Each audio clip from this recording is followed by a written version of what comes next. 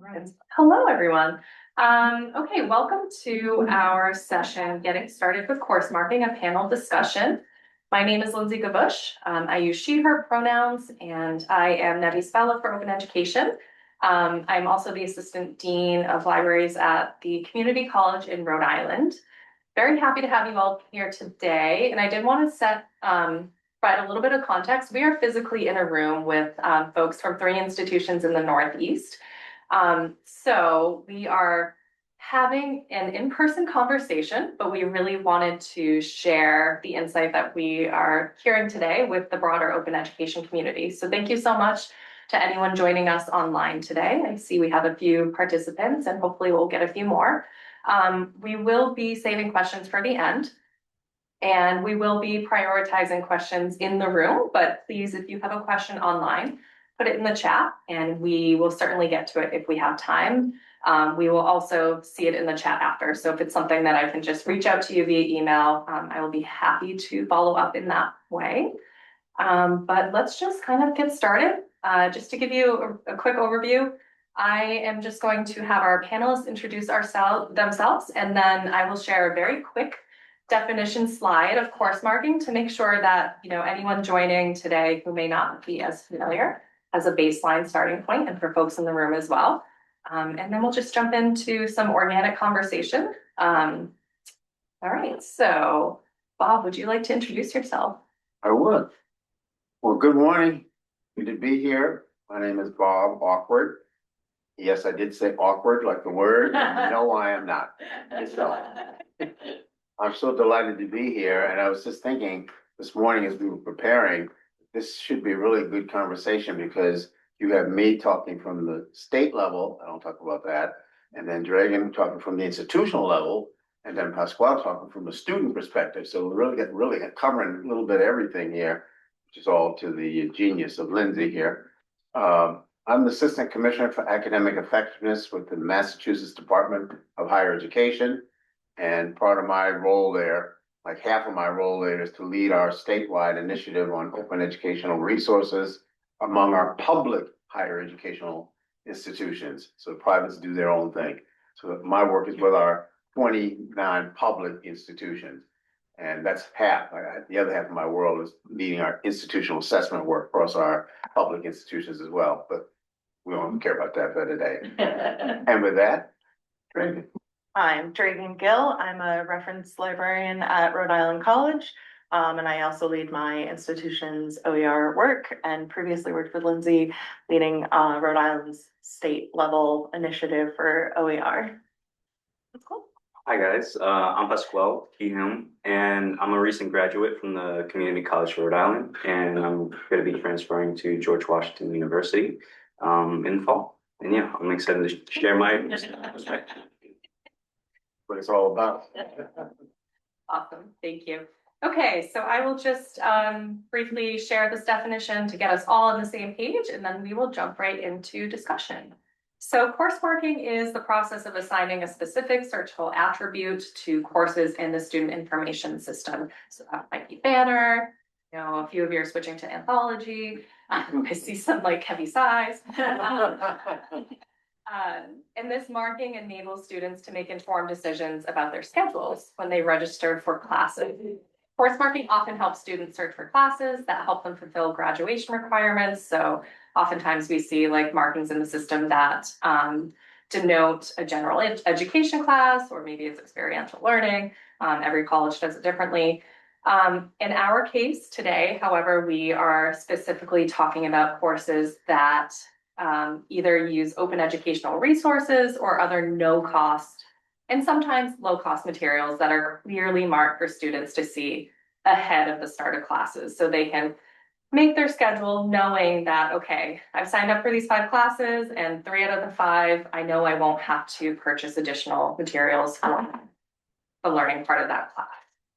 Okay, so I promised my slides would be short, so that is the end of the slides, and we're going to jump right into discussion. And we will start off with our friend Pasquale, because everyone wants to hear from the student perspective. It's why we're here. It's why we do course marking. So Pasquale, from a student perspective, What would you gain from attending an institution that has course marking? Yeah, that's a great question. I think like the best place to start is looking at like the bigger picture, which is understanding what is education trying to achieve and accomplish, which in my mind is sort of to develop and cultivate the student's abilities, skills, values, knowledge to become an informed, curious member of society. And I mean, I say that because I think something like open educational resources or course marking could help us move to that goal of really making a student what we help that student achieve what education is looking for. And it also makes the process more accessible, affordable, and transparent, and less confusing and strenuous for the student and also for faculty and staff alike. But what I can see myself gaining from course course marking would be not really having the stress to worry about the cost of textbooks. As someone that's first gen student and also comes from a low income background, cost is important in college. And kind of going back to what the primary goal of education is, I think, having to worry about the cost of textbooks or worrying about the cost of education kind of distracts us from what we're here to focus on, which is learning, the main thing. I also think having a course that has open educational resources helps us feel as a student more prepared in terms of what to expect when we go into a classroom, whether that the textbooks are going to be provided.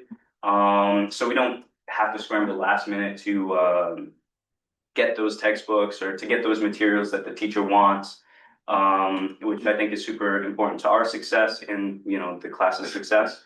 One important thing as well that I want to note is that I also feel like it makes the college feel a lot more transparent, knowing that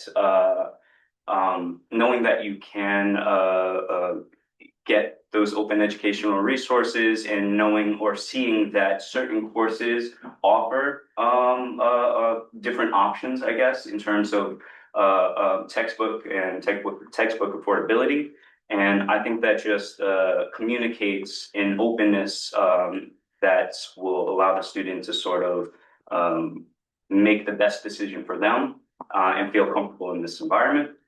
I also think, obviously, as we talked about before, it provides a little bit of agency to the students. From my perspective, I mean, I've never had the opportunity to take a course that had those open educational resources, but feeling and knowing that I would have that ability to take something that would fit in well with, whether that's my diverse learning styles or my income, having that agency to kind of pick my own classes would definitely make me feel a lot more secure as a student.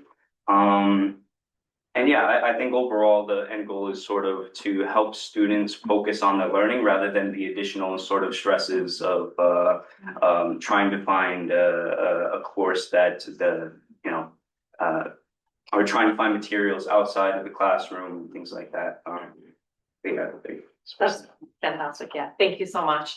And Pasquale just graduated. We're very excited, but he will be happy to know that CCRI is working on course marking right now. So even though he didn't get to benefit from it, I am working and my team in the library, Jim Salisbury and Rachel Voigt, we are working to get course marking up and running by hopefully the fall, if not the spring. So that's very exciting. Okay, thank you. All right, another big area that we want to talk about is kind of about accessibility as well. So the cost and accessibility of textbooks impacts various aspects of a student's life. So whether that's financial or their services with disability services, and crosses into many campus departments.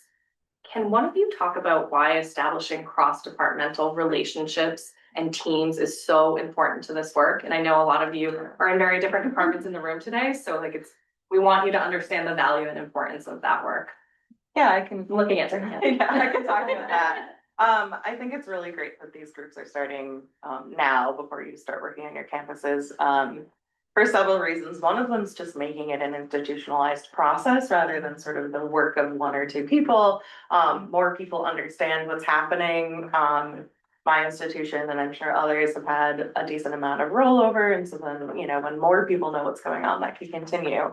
But sometimes you find surprising collaborators. So Lindsey mentioned disability services, and my biggest ally in getting this work done on my campus was disability services, because they needed to know what materials students were using before the semester started to help create accommodations for students who needed Braille or other textbook accommodations. And before this started, faculty needed to report to the bookstore and to me for OER and to disability services for accommodations. And everyone was running around pestering faculty for the same information, and we're like, why don't we streamline this and make it one process? They were also working on, you know, some responses to complaints about accessibility. And so they said, we're going to collect this information ahead of time. So we use PeopleSoft on my campus, which I'm sure others do as well. It's got strengths and weaknesses. But in that form, we were able to make it possible for disability services to run a query of the teaching and learning materials that faculty members submitted against the students who were enrolled with disability services. And not all their students need textbook accommodations, but at least it narrowed that down for them immediately. But interestingly, after we got this work up and running, we discovered that we were also supporting our Veterans Services Department, and our campuses, you know, considered really strong in that area. But a lot of our students get financial aid that they can only use at the bookstore. And there's some interesting time limits of when it's released and when they have access that I don't fully understand. But it's really important that the bookstore knows ahead of time what materials faculty are going to be using, but also so that students can use that reimbursement. And so when we send out information to faculty now about why they should really make sure they get their information into that PeopleSoft form, all of those offices and departments are included. And you'll notice I didn't say anything about like the registrar or institutional research or anything like that. They're part of it, but those are sort of our allies that we were not expecting to have. Yeah. And I think for me, when I did this work at my last institution at Roger Williams University, the deans were really big allies and partners. So I met with them. They had, you know, they had faculty who were doing OER work, so they were familiar enough with like what we were trying to do, but it was great, like really working with them and getting that commitment from them. So if I didn't get information from a certain school or college, I'd be like, call up that team and be like, hey, could you give your faculty a nudge to fill out the form that we created? And they were always right on it. So really just thinking about like, and sometimes it's, again, the most unexpected partner, but trying to think really strategically about who partners might be, and maybe not as, you know, as assuming places as you might think. So, but yeah, cross-departmental work is extremely valuable and important in this work, especially for sustainability. Because if it's just one person's responsibility, we all know how turnover is in higher ed right now. That work will stop. So yeah, just keep that in mind. Anyone else have anything to say for that? I was just gonna say that that's for the three institutions, that's really gonna be one of your real challenges, because the reality is faculty don't all report the information about their textbooks now, which they've been required to do since the Higher Education Act passed in whatever, 1960, 1970 something. Honestly, they're supposed to be reporting this information all along. So it's already a challenge, and this now becomes even more so because you really need this information now. I mean, the folks who get it on your campuses, they will get it and they will send it in for sure, but it will be one of the challenges you'll have to work through, is getting folks to report their stuff in a timely way. So I think the beauty of the cross collaboration is so important, because there may be several points of where that information is getting collected, from the bookstore, from dean's office. There may be a point person for OER who's collecting and checking. So you may have lots of folks pulling that information. So that's something you're gonna have to build in and think through, and the extent you can streamline it, that would be really great. Because if they have one point of contact, they're more likely to provide the information. And I think something else that makes them more likely to want to provide the information is getting your students' voice involved and having students on your campus express why they want this, why it's important. So I had a lot of luck working with our student government at Roger Williams. They wrote a resolution. It went to the provost, like it got passed in student senate, it went to the provost, and then, that was kind of the Kickstarter for us, but like they were partners after that. So it's like helping faculty understand and listening to their students in the classroom, like, hey, we want this, like, please report, like, please do what they're asking you to do. Or even just having some kind of informal panel on your campus with, a student like Pasquale talking about why it's important. That could be really valuable in helping move the needle forward. So, Student faculty panels. Yeah. Because that way they get to hear from their colleagues about their experiences and to hear the students. Because I know as I've gone to those and I hear when students talk about this, that really is what moves the needles, because you'll see faculty listening to them thinking, I didn't know they were trading off eating or putting gas in their car or paying their rent to buy textbooks. It's like, oh, maybe I should do something about that. I mean, literally, you could watch it scroll across their face like, I had no idea. Now, why they had no idea, I don't know. It's like, you think, do you not talk to students in your classes? How do you not know that? But it's important for them to hear that. The education piece is really, really important. As a student as well, I like the idea of it being bottom up as well. Having the students become in, which I feel like we'll talk about it a little bit more of, like the students being the advocate for it. Which I think if we do inform them about what it is that we're trying to accomplish, I'm sure a lot of people at my college would be on board with that. So I also like the idea of it. It can be a bottom up, not top down. Yes. Yeah, absolutely. Okay, so course marking is often described as an iterative process. Can any of you speak to how this has manifested in your own course marking work? Yeah, well, on my campus, this work really did honestly start with disability services as my ally.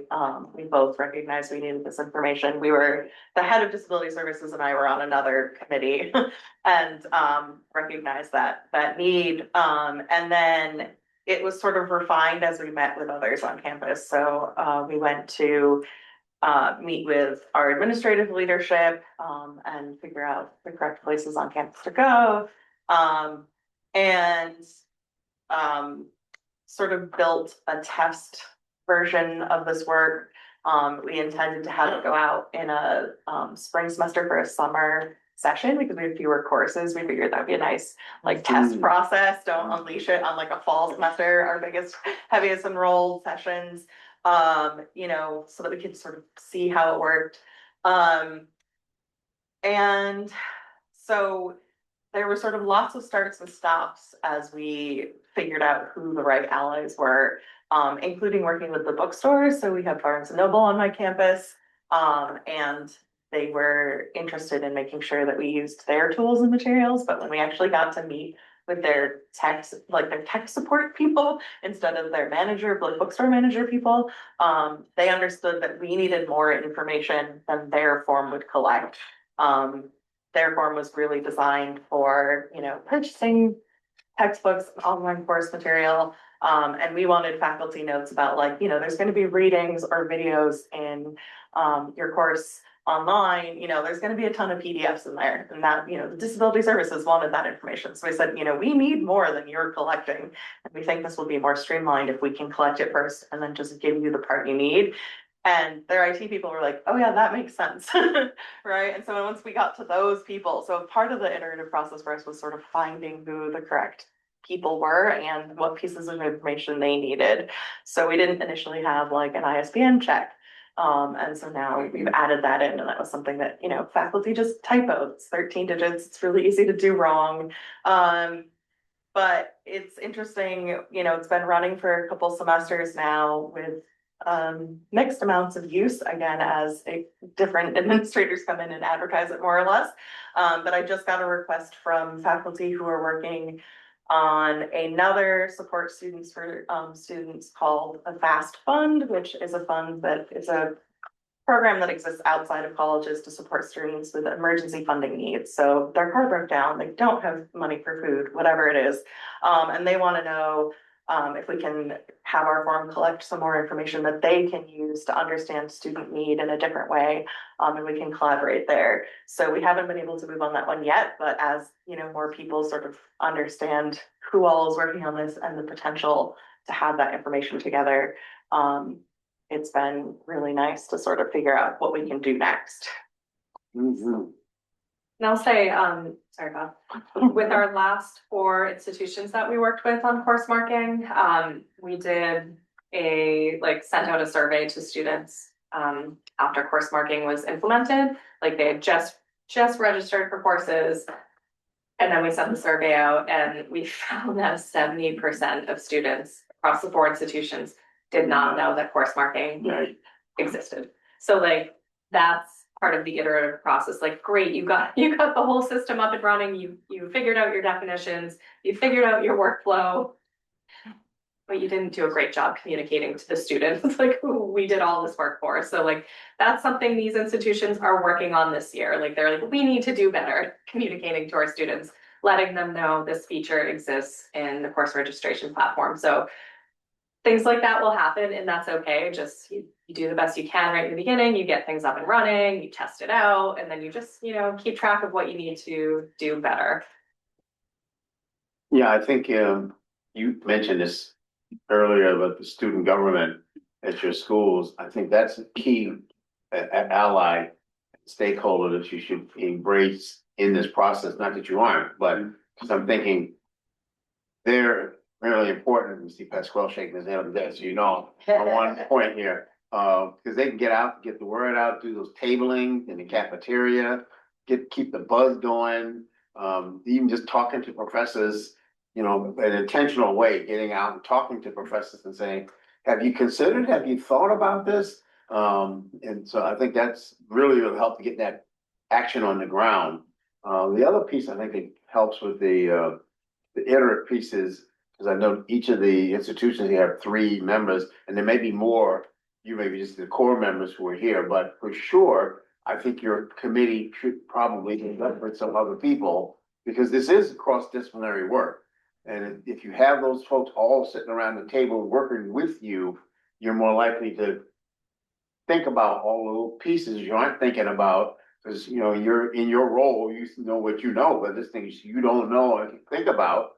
And if you get those folks at the table with you, that can help you all think about those pieces together, so that you all work together on that, those things uncovered on the front end.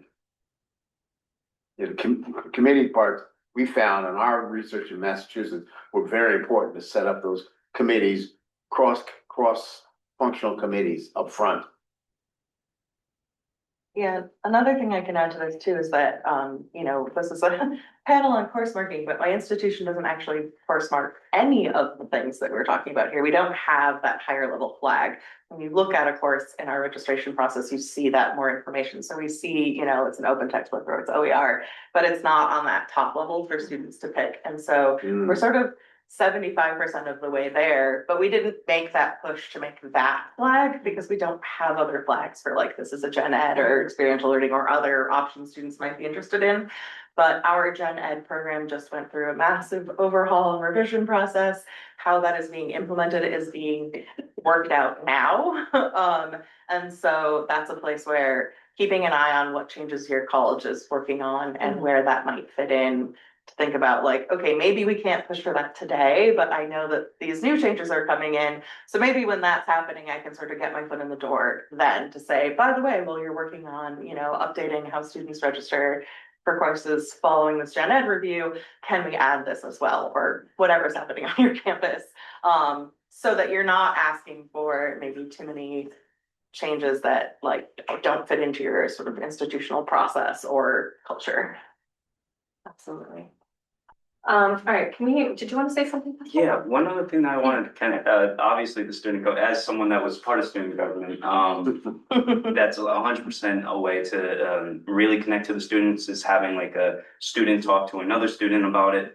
But one other thing that I kind of suggested and just thought about when me and Lindsay had this conversation was typically if you're an incoming student, first year student, you normally have to meet with an advisor to pick your courses. Sometimes you don't have that agency to in that first semester to pick your courses is kind of laid out for you.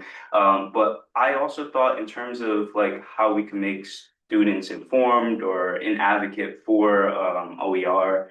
I think sort of having an advisor break down or define what it is, break down the process of how they select courses for you, and then also offer like, hey, so if this is like a first semester student, hey, I picked these courses for you. Some of them have OER and some of them don't. How does that fit with your, without getting too into detail, like how does that fit with your personal preference and things like that? I think that transparency and that sort of communication to the students to be like, oh, like I didn't know this was an option to have a course that offers this. Yeah, I think that would benefit me in different ways. I think that's another way to get students kind of informed earlier on and on board basically earlier on, so that now as they're picking courses next semester throughout the years, they know what to look for and they're more aware and possibly become an advocate to their professors and say like, hey, like I took a course that had this and it worked out for me financially and in the classroom and it kind of like I said originally, like a push from below. That was something I suggested. I don't know how the logistics of that would actually work, but I just thought that would be a good idea for the advisor and the students to communicate. Yeah, I see Robin being like, oh, thanks. Yeah, we're all nodding our heads. I think that's a really good transition to kind of communication and course marking. And Pasquale, I know you just kind of talked about that advisor piece and making sure that on your institution, at your institutions, whatever those touch points are for students, whether they have faculty advisor or whether you have professional advising, really connect with those folks and let them know, hey, we now have a new feature with course registration. This is kind of like what it looks like for the student. This is why we're doing it. Please, communicate to the students, make sure you explain to them, what the implication is, and that they have choice in this matter. And Pasquale and I did talk a lot about like, well, as an incoming student, a lot of times their schedules are made for them ahead of time. They don't always have that choice. But maybe there are some, interventions, advisors, we can talk to advisors about like, hey, if there's an option, if there's two of the same section, maybe they're both online, so it's not like a time or modality thing, and one doesn't have course material costs, like you could prioritize that. I don't know. That's going to look those conversations are going to be very different on each campus and they may make it heated. We don't know what your faculty will be like, but I think it's important to at least have these conversations and be really transparent. So we're all kind of getting on the same page about, hey, this is in place. What is it going to look like in our everyday workflows? I feel like there was something else about advisors that we had talked about as well, but I can't remember.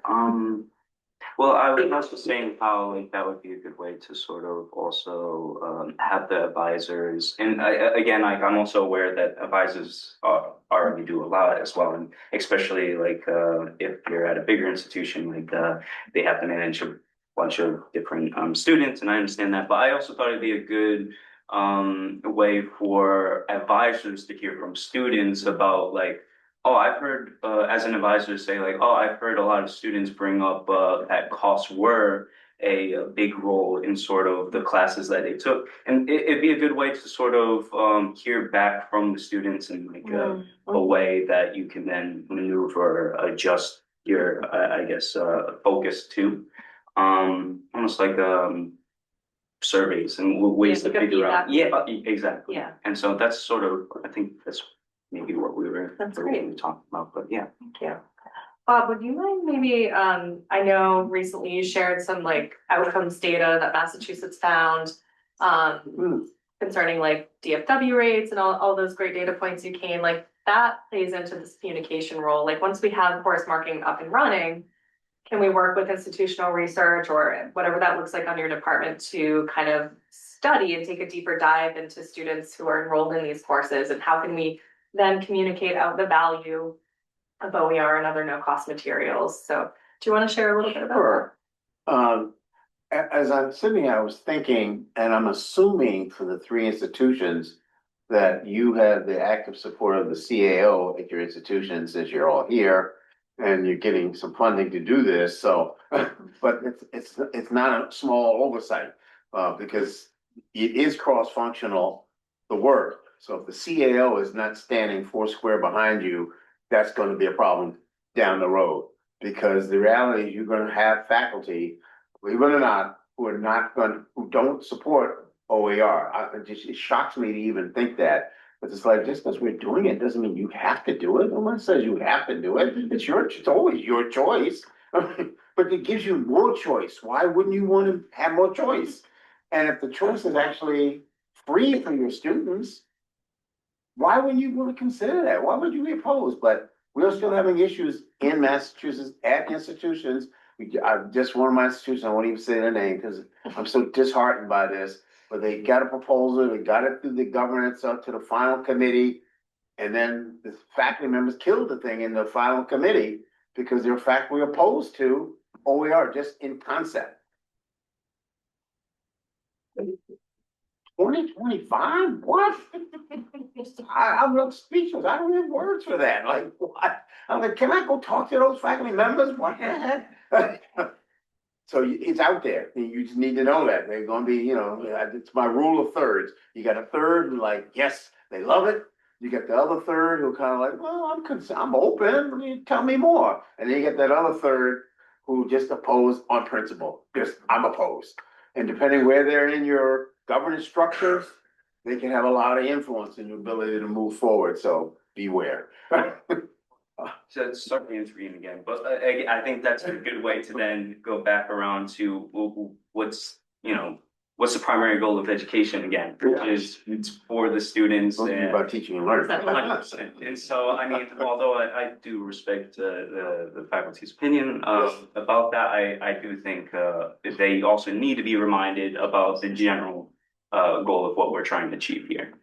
Well, sort of following the question of you sharing out the data about like DFW rates and things like that, I did a little, started a presentation recently where I did some myth busting, and a faculty member in the room, one of the more in the middle third, was like, do we need to be hearing this myth busting in this year?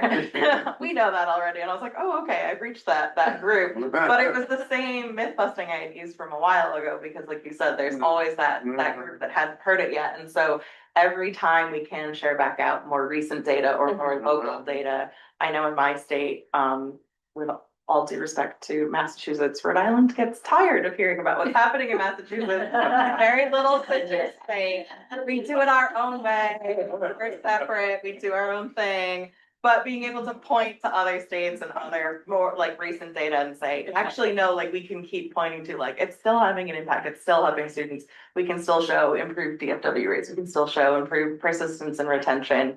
Our state is working on that sort of retention and getting students who had sort of started but not completed school to come back in. And so being able to like point to all of this data that we can collect because we're marking it, and we can do that institutional research, is really important for continuing to make that point, even if it's sort of the same point. That's a perfect segue, because the reality is without course marking, that's not totally true. Doing course marking makes it infinitely easier to do the data collection. Now for you guys right now, you don't worry about this yet, because you're down trying to get the infrastructure, get the stuff in place, get the process in place, educating, communicating. This is after the fact, after you get this up and running, that you're going to then say, okay, now how do we demonstrate this thing has value? Which I remember my two hats, OER and assessment. That's how that's got in here, because I thought as an assessment person, how are we demonstrating value? How do we know that anecdotally we know, but we don't have data. You gotta have data, especially when you're talking about administration, Board of Higher Ed, in my case, legislators, you gotta have data for those folks. So that's something we kind of did as we went along. And what we call our key performance indicators, KPI data. And I'll give you a real high level slice of our data from FY24. It's the latest data that we have.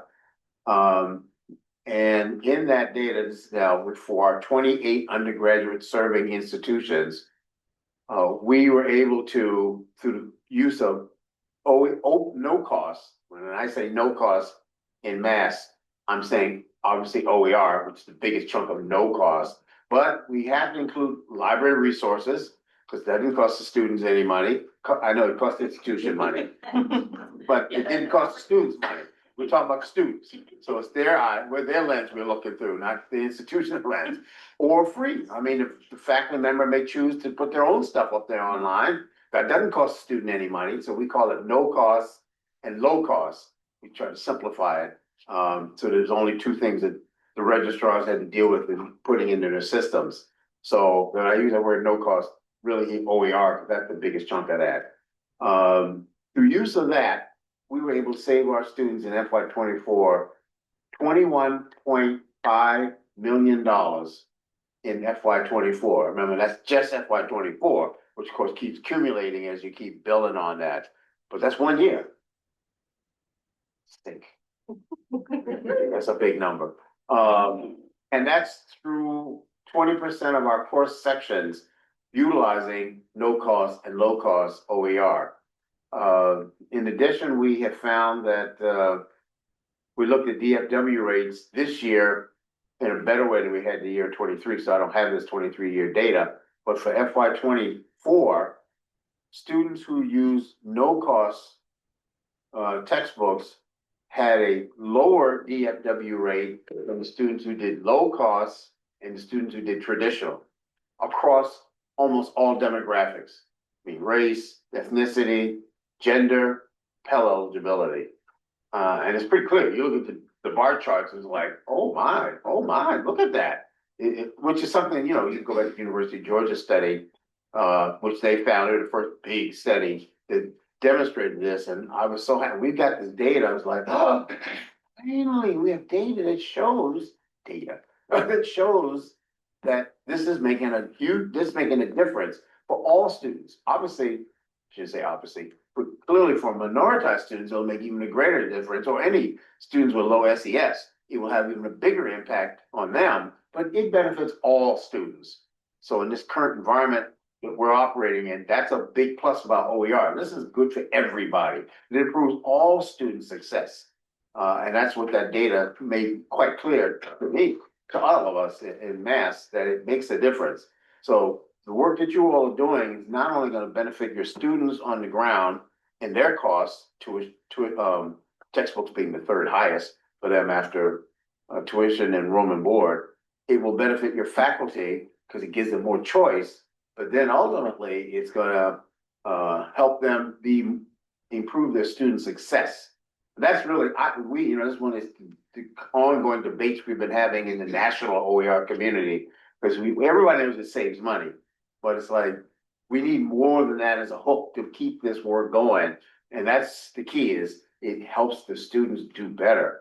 So obviously if they do better in the classes, that means they can get through classes, continue, take more classes and increase the enrollment intensity. So they save time, save money, and they get done and get out. Right? That's the point of all of this, without them having to drag this huge boulder behind them when they get out. So that just gives some state level stuff, which I was able to do because I am at the state level, so I was able to coordinate this. But you can definitely do this at your campuses for sure. And the course marking will make it so much easier because they can just go in and give me the courses that are all marked with this and give me all this, blah, blah, blah, blah, blah, run. Versus the pen and inkwell division. You don't want to do that. At first, that's why we couldn't do it the first year when we collected it. We couldn't even do it because it's like, you can't really do this manually. It's a lot of work. But it's like, we got to get to this because we got to know. And I will just say, just going back to the conversations about faculty communication, and sometimes that can get tricky. And a lot of times it's just for, you know, lack of understanding or competing priorities that they're working with. And if you find yourself up against that, NEBHE is more than happy to step in and have a conversation, or maybe we have a webinar for your institution, or whatever you think might be the best way, even if it's just with the English department, you know, having a conversation at their department chair meeting, something like that. Keep that in mind that you have resources to lean on. And for anyone online who might not be in the NEBHE region, we have wonderful partners at all of our regional compacts that I'm sure would be happy to point you in the right direction.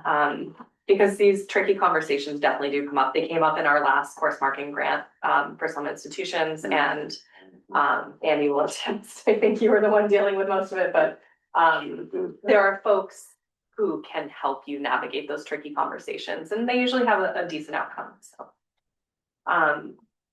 Anything else for like communication that you can think of? I mean, a lot of this bleeds into other kind of topics, so. Yeah, I mean, I think mostly it's also just sort of finding the right people and sort of until you find them. You know, like I said, working with our bookstore can be a little tricky when you have a third-party vendor bookstore. But I would definitely recommend working with them early on. It's a place where we still struggle on my campus. And I think, you know, trying to make that as collaborative as possible, given what you can, given what your bookstore is, will really help. Sort of shoehorning it in after is really hard. And if you can get to the people who will actually be doing the work, the technical people, or, you know, whoever's making that part run, as much as you can, because those sort of regional sales reps are really just trying to support the business side of things, which is fine, that's their job. But when you're talking about the workflow, they're not involved anyway. But it was a piece that we were not as prepared for, and I think it's important to include them. And like I said, it's still hard on our campus, but I think it's important. Well, that's the challenge with the bookstore, because they're profit maximizers, you know, they're doing what they're supposed to be doing, which is trying to make as much money as possible for their company, so. Yeah, I mean, I'll say our Barnes and Noble originally was collecting information, and when we tried to get some back to seed our form, because our form allows people to just like approve continuing to use the same material every year. So we were like, oh, if we could seed our form with your data, that would be really helpful. It would sort of get that process rolling. They shared with us data, but it came with this big caveat on top, like, you can't actually use this data, it's our data. And that was a surprise, but I keep that form from that report, because when I get administrative pushback, again, because I've had so much administrative rollover, I've explained the process quite a few times. I can go back to that and say, like, part of the reason it's important for the college to be the clearinghouse of this data is that is not an appropriate role for the bookstore in this. And we need to support the bookstore, we need to work with them. We understand that we moved to a third-party vendor because of institutional needs. We're not gonna try and like not do their work, but this is an important piece. And then, you know, but we've been able to say, look, you're getting more consistent textbook orders, not handed to you on sticky notes and napkins and emails and all the random ways. We're giving you data reports that we're pushing and updating regularly so you can order in a more timely fashion, which is what you want to do. So like, we're helping you out too. And so that's been part of it. Something I'd like to do long-term with them is move towards like a process for high capacity print on demand, because many of our students do want print, and we don't have a great option on our campus. So also thinking about like, that's a way that, as much as I wouldn't want them to scrape a little off the top, they could scrape a little off the top, and they would be happy with that. But our students who want and need print, which many of our students do, would have that option without having to sort of send them to a Staples, which is an option. They can take their OER to Staples and print it, but you know, keeping it in-house so they have fewer errands to run is important. Yeah, it's just so much building relationships, working with the individual bookstore manager. Yeah. They may have the marching orders from their regional person, but they live on your campus with you. If they can work with you, it could be mutually beneficial. Yeah. Okay, so we have about 15 minutes left. I do want to leave a little bit of time for questions at the end, but there are a few things like tips for getting started. Maybe some of us could touch on. The three categories I have are making sure appropriate stakeholders are at the table. I think we talked quite a bit about that today, so it's going to look maybe a little different at each campus, but that's really important. Understanding your timelines. So like once you have the technical infrastructure in place, like it's set up in the SIS, like we all know, like getting the registrars, like, give me your course schedules, I need it by this date. Like that's, you know, those timelines will impact how you collect your course marking data. So just making sure like you're really sticking to whatever timelines make sense for you. And then being secure in your definitions. So we're talking about marking courses as no cost. What does no cost mean? Like you really need everyone to know what that means. You need to be able to explain it to your faculty. Faculty will have questions like, well, like I don't have a textbook, but I, you know, have a lab manual and it's $30. Like understanding how that's going to look on your campus, like what's going to give and you know, just you really all need to be on the same page. The workshop that is right after this, a big piece of that is you talking to your teams. You're like, okay, let's talk about what are our definitions going to be. So Bob was talking about like no cost in Massachusetts is like OER, but it's also like library license content that students can access through like the permalink that faculty are using in the library system, or maybe it's a news article like on a free news website, like that counts as no cost and like things like that. So even like copyright with again, without getting in the weeds, copyrighted content can fall under this, right? There's lots of free copyrighted content that we can use as teachers. So yeah, just really like, and this is for everyone online too, like really being secure in your definitions and everyone's on the same page. Like I remember the registrar at New England College, who you will hear from this afternoon. Like she didn't, when she started this, she's like, I had no idea what OER was. Like I had to learn. Like, so even though I'm just kind of like coding, I needed to understand and wanted to understand what we were doing. So yeah, do you guys have any more thoughts on definitions? Yeah. Yeah. Well, Sue Tashton, who is here, by the way, safely arrived. I think she's gonna share this with you, but oh. That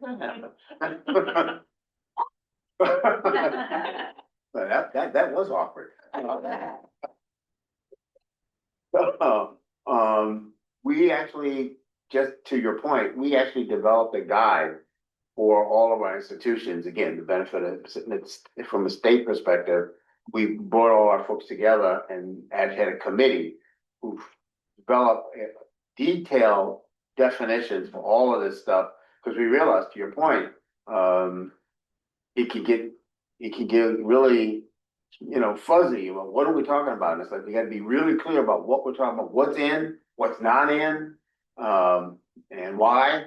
And particularly, especially later down the road when we start to do data collection, is when we make sure everybody's working with apples and apples when we're putting stuff together. But we on our website on mass.edu/strategic/OER.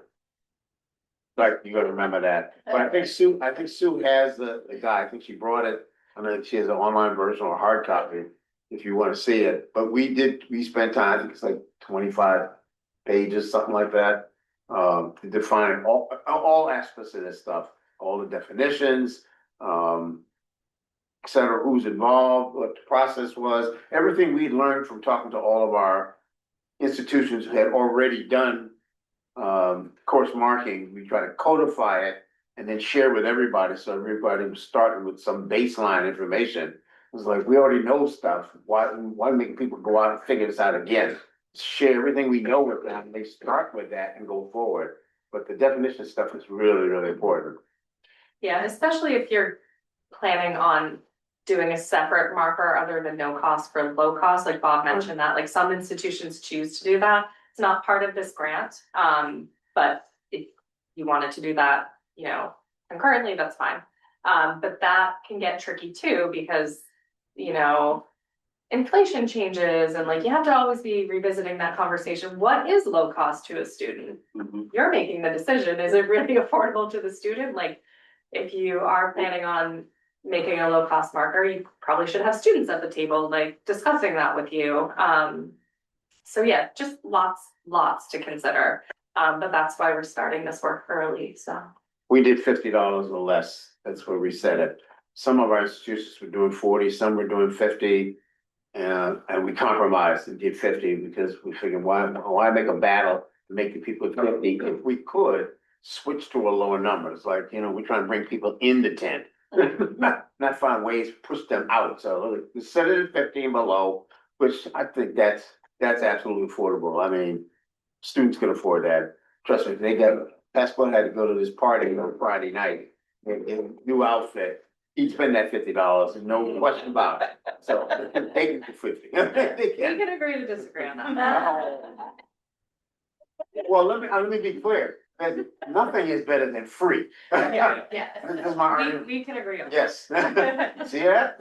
Free, nice. So, I mean, yeah, nothing's better than free. And that's my argument with the inclusive access people who try to make, well, you know, we only charge 125. Yeah, but that's not better than free. Yeah. And you have the 5 hours if you're doing it at the free. You have 5 hours with your stuff. What are you talking about? It's not better. But I mean, as a faculty member, because I still teach, I used a macroeconomics textbook that was, I don't know, $225 at the time. And then I switched to a low cost textbook. This is how we got, because we had a huge debate about this. Low cost, no cost, before we agreed to allow low cost to be part of this. And I said, you know, I'm using a Lumen Learning book now, which is where David Riley is chief academic officer. The father of the 5 R's is at Lumen Learning. Okay, they do low cost textbooks that was at that time $25. Now they're $35. I've saved my students $200 a textbook per student times 25 times 3 semesters. That's a lot of money. That's just me, one student, one faculty member. I save my students $15,000 a year. So I said, and that's when the argument I meant, it's like, you want me under the tent. You want to reward me to do that. Don't push me away and say, well, no, it's all or nothing. No, you want me under the tent. They agree. 50 or less, we let you under the tent. But this is, sorry, I was gonna say, this is another place for being iterative, right? Like you can do the no cost and then bring in the low cost later when you have more time to have that conversation about what that looks Yeah, like on your it'd be a big campus. conversation. But then, you know, as much as the definitions are really important, like, and I'm a librarian, so I'd love everything to fit into a category. We did add an other category for course material type in our form because we knew that even as much as we were trying to talk to as many people as we could, there was gonna be something we couldn't fathom, right? Like my library logs out skeletons and bones and flashcards, you know, like there's gotta be something that wasn't gonna be in our list. But that other is another place where you can like, oh, look, a lot of these others actually look like they're this one thing. Maybe we can add that, right? And it's gonna be hard to do like year to year data analysis if you add a new category, but you know, you can make notes. You can say, you know, this was an other, we pulled it out over here. We can still do our clear, you know, 3 years of data analysis over here. But that, you know, giving yourself some room to understand, like, someone's gonna think of some teaching and learning material that you have not thought of is okay, and giving yourself that wiggle room. And so that has helped us, you know, sort of see that. And faculty have been really surprisingly good at putting in notes for that other, right? So there's an other and then there's a notes section, and they put in more information than we anticipated because we figured people were just gonna be like, I need to get it in there and move on with prepping for the semester. So that's been a really useful strategy. Can you check out skeletons from your library? Yeah. Oh. 2 that are complete and 1 that's in a box. All the bones in a box. Oh. Hey, that never came up. Wow. Anyway. Libraries evolve. Yeah. Awesome. Okay, so I mean, thank you all for, you know, all of your insight. It was excellent. I think we have 5 minutes if we want to like just open the room for questions. I knew this team would. I have one quick question and then sort of a comment question, but with, and this goes right to what you were just talking about, Dragan, with, right now we do books and lab fees separate. And obviously I'm worried about calling something no cost and being like, except for the lab fee. So do you put that under other, or like, how do you handle lab fee? So for us, it's science and then art sometimes. Where does that go with course marking? Well, I mean, as I pointed out, my institution doesn't do a flag for any of those. They're all in the notes once you click on it. So if you just. But it's all, but I would say For that. if you have a place for lab and studio costs, that's in our course catalog, and then at the point of registration as a separate piece of information. I would lean towards making that separate. You would. So the student, though, you wouldn't worry that they would see this is a no cost course and then be like, but the lab fee is $90. You wouldn't worry about that? Of course we worry about it, and I think like the way you have to think about it is it's gonna be multifaceted. You're gonna have to probably put a note, like, what does no cost mean? And there are places to kind of like spell out what that means. And then that's really where this communication piece comes in, like it's an all hands on deck. Advisors are, you know, explaining this doesn't mean the lab materials, like there might be separate costs for goggles or whatever, the lab coat. But the book and the manual itself, and that's what you want to talk about in your definition conversation. Yes. How are you gonna parse this out? What is it gonna look like? Not everyone's gonna have the same thing. Sue, can you speak up?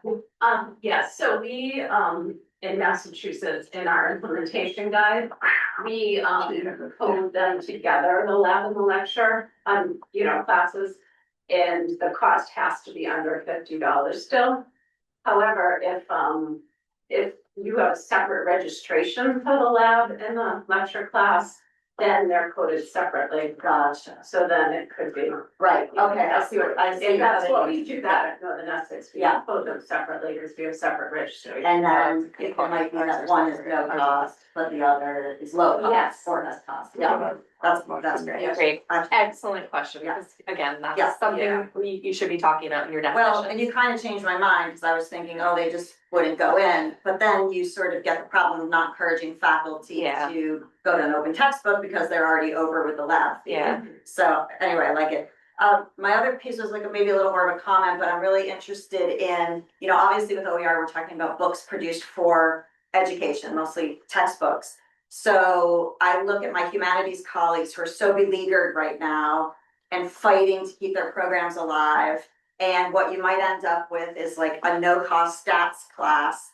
And now the English class actually looks expensive because Yeah. it's $85. The one thing I'm gonna be doing really carefully is like trying to support my humanities colleagues who can't use open and shouldn't use open Exactly. resources Yeah. for like, you know, contemporary poetry or whatever.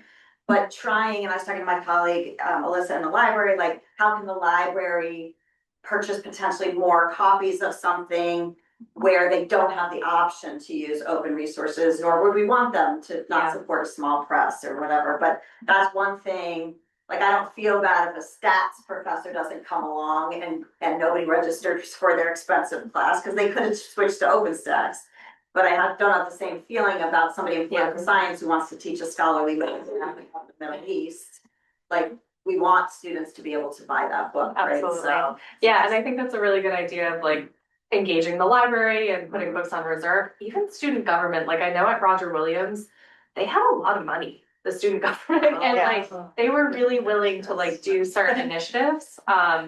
Or maybe it's working with your you know, fundraising team and setting up a special fund for, you know, some kind of like cost like that. So be creative. Sometimes, and again, iterative, you might not realize this gap until like next year. You're like, oh, yes, like we only had STEM, like most of our course things were in the STEM and like not in humanities. Like, what can we do to support these folks? Yes. I have two primary questions.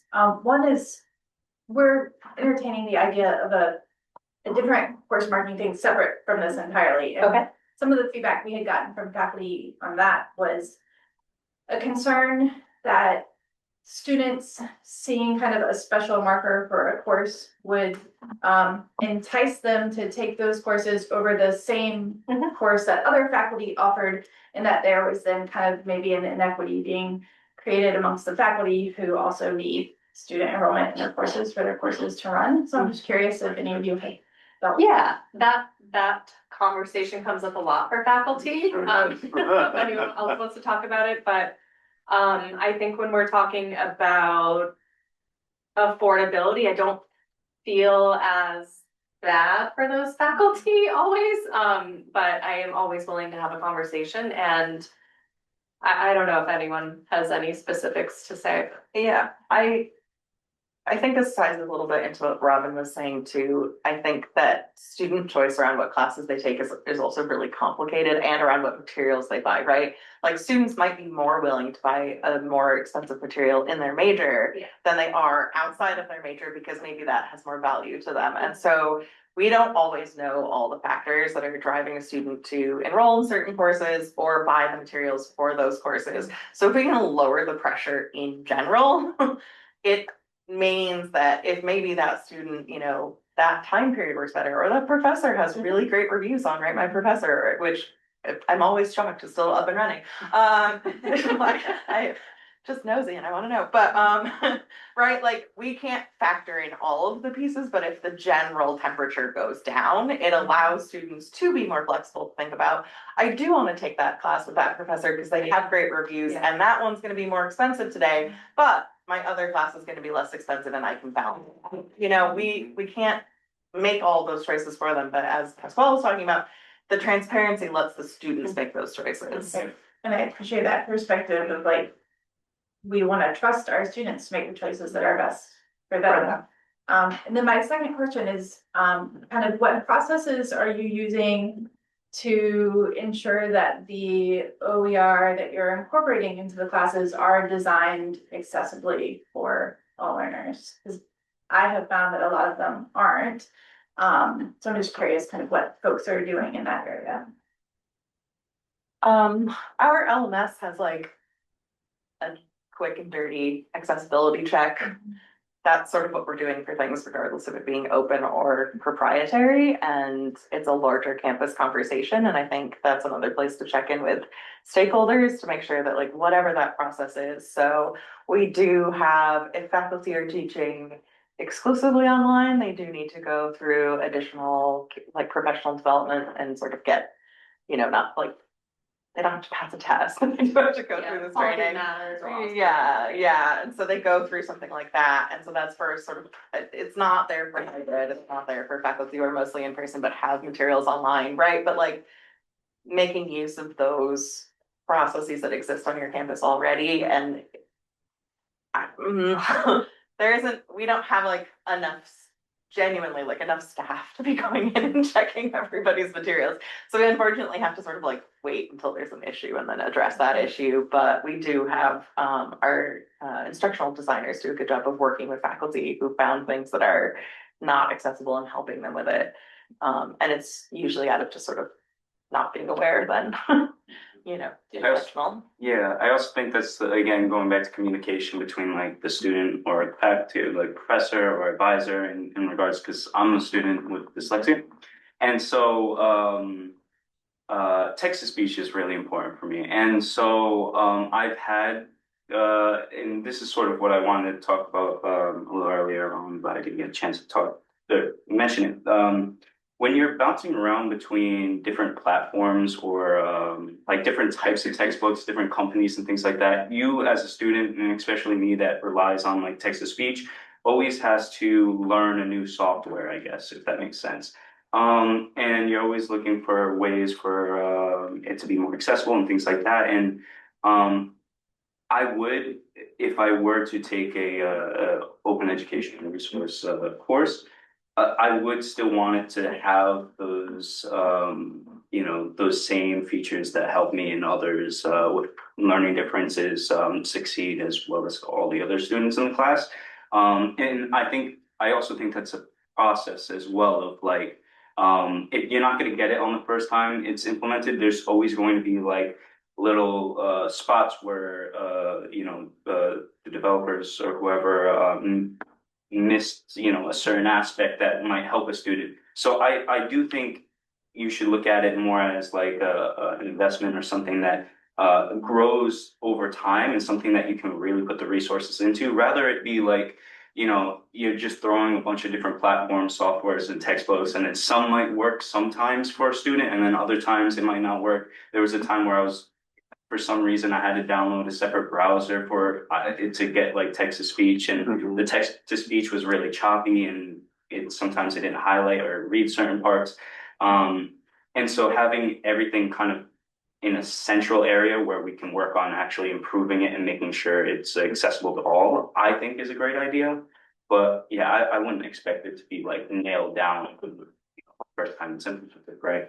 But that's just my perspective as a student with like dyslexia. But it's a very important and timely topic with the new Title II, is that new Title II changes coming up that need to be in place by next year. So yeah, you always keep that in the back of your mind. And again, it's about having those different stakeholders who are at the table to say, hey, what are you thinking about accessibility? Like we need everyone kind of there to contribute their piece and concerns as well. We are a little bit over time, and I want to make sure, that we have time for the workshop and for the webinar portion. We're going to say goodbye to our online attendees. Thank you so much for attending today, and we will be sending out a recording of this. So we appreciate you being here. And again, if you do have follow-up questions, please feel free to reach out to us.